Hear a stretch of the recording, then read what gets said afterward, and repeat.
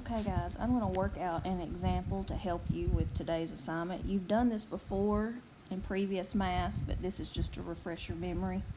Okay, so you're given an equation that looks like this.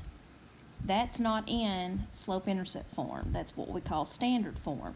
So if you have an equation that looks like that, you need to put it in slope-intercept form before you can answer the questions or match to the characteristics in this project.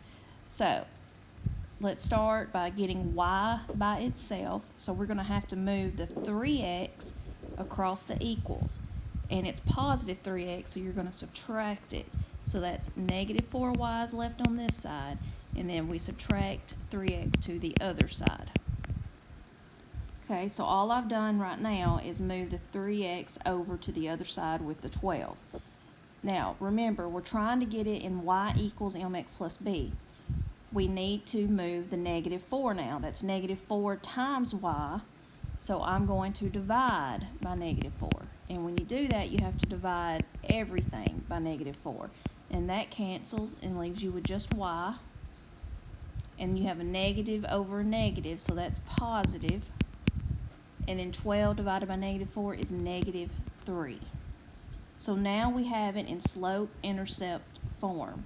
So we're able to identify the characteristics of slope. Remember, slope is always m. And what's in the place of the m? 3/4.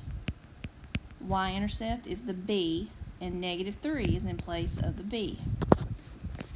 Okay, so we've identified the slope and y-intercept. But some of these matches are wanting you to know what the x-intercept is. We got to do a little work to find the x-intercept.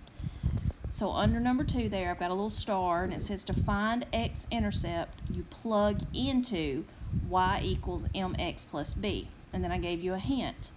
The y in the x-intercept ordered pair is always 0. So your ordered pair for x-intercept will be a number and 0 because it's on the x-axis. That point is. Okay? Third step.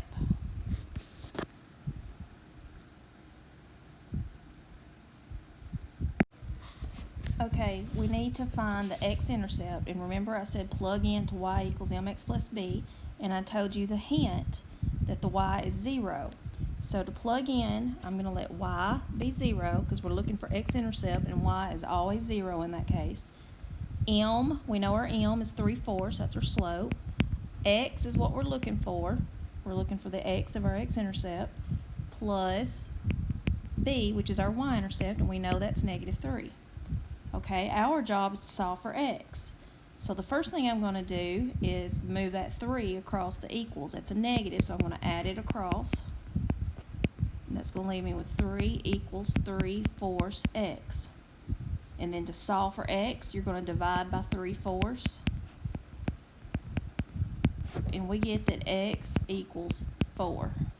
So our x-intercept is 4, 0. That's our x-intercept ordered pair. 4, 0. Okay, so we'll go down to step 3 now. Now we have everything we need to graph. You really only need 2 of the 3 characteristics to graph. Okay, we knew our slope was 3/4. We found our y-intercept was negative 3, so that makes the ordered pair 0, negative 3. Because with y-intercept, the x in the ordered pair is always 0, and with x-intercept, the y in the ordered pair is always 0. And that's because they each fall on the x and y axis. Okay, remember back when you learned to graph in Algebra 1, you always graph the y-intercept first.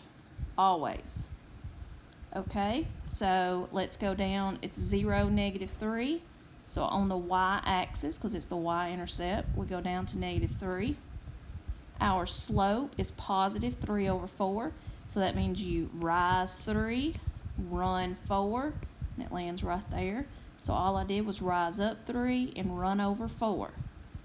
And it just happens to fall on our x-intercept of 4, 0. So we have 2 points, and that's all you need to graph a line. So if we were matching, we would find a graph that looked like that. So now you know what you got to do to match equations to its characteristics and to its graph. Okay, guys, you have everything you need to complete the assignment. Good luck.